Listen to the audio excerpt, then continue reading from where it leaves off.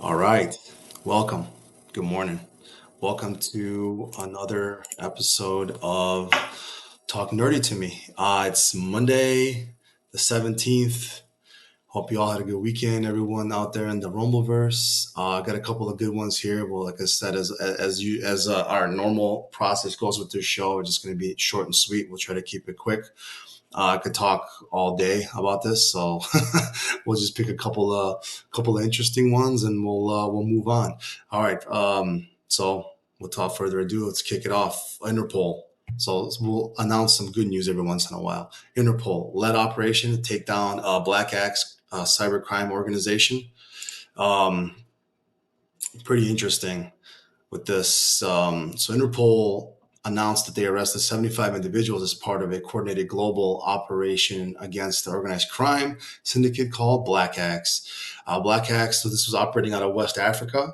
Organized crime groups developed transnational networks defrauding victims of millions while channeling their profits into lavish lifestyles and other criminal activities, from drug trafficking to sexual exploitation. This is from the agency, a source at the agency.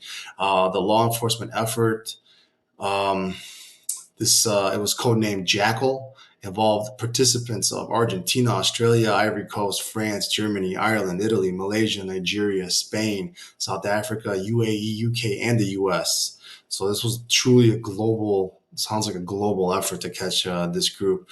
Two of the alleged online scammers who were arrested late last month in South Africa are believed to have orchestrated a variety of fraudulent schemes. So these netted them around $1.8 million from victims. The probe further led to 49 property searches, resulting in the seizure of 12,000 SIM cards and other luxury assets, including residential property, three cars, tens of thousands in cash.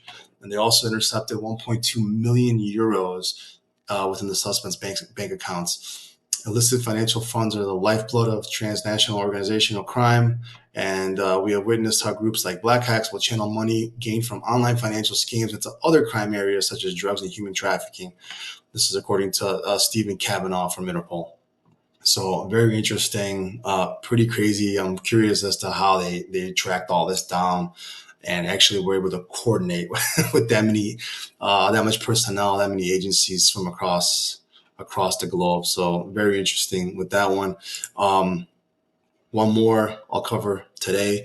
Tata, some of you probably know them as they manufacture. This is an Indian company. They manufacture cars. They're mostly known for that, but they also have they actually have a power company in India as well. So it's called Tata Power. Well, their infrastructure was hit by a cyber attack this past week.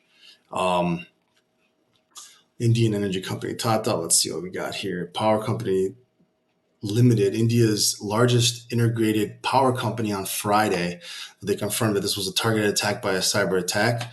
The infrastructure on the IT that was impacted was some of their systems. This is coming from the company. This is with the filing of the National Stock Exchange of India.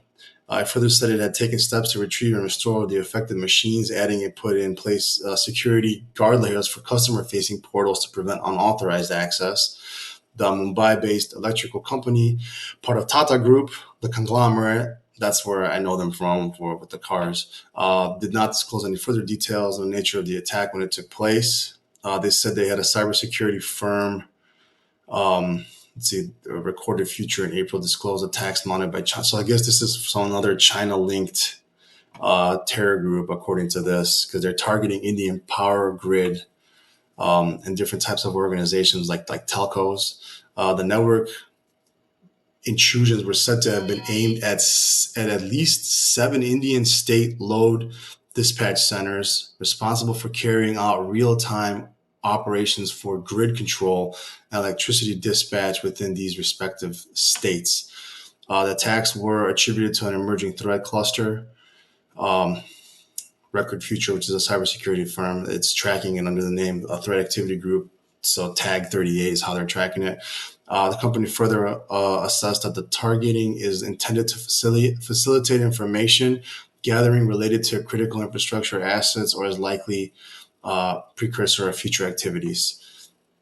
Um, Obviously, China refuted the allegation, stating that many of U.S. allies or countries with which it cooperates on cybersecurity are also victims of U.S. cyber attacks.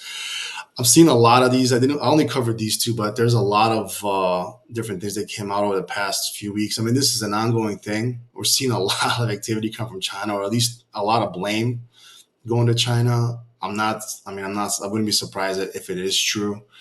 They seem to be getting into systems and just doing recon for months and months on end, and then trying to find the right time to strike. And they're targeting a lot of infrastructure, which is kind of scary. Um, Anyways, there's just a lot going on out there. We got to really start taking this stuff as serious as possible, especially small businesses. Small businesses are the most at risk.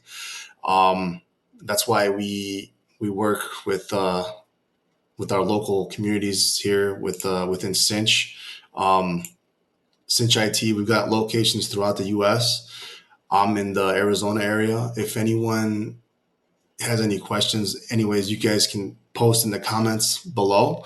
I'll be happy to get back to you. I'm gonna try to put more and more information out there, just educational stuff for you to be aware of. But if you're interested in doing a free risk assessment to at least get an understanding of what your risks are, give us a call. You can contact us on the site, www.cinchit.com. It's got all our information in there. There's a contact page.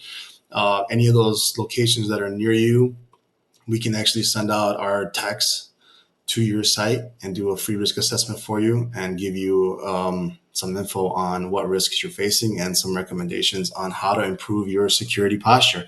So, other than that, any other questions that come up, I have all my contact info below. Any questions that you want answered on an upcoming video, I'll be happy to jump into that. I've had a couple comments from previous ones, so we'll try to do more educational stuff in here within this. Anyways, have a great week, everyone. Stay safe out there, and we'll talk soon. Take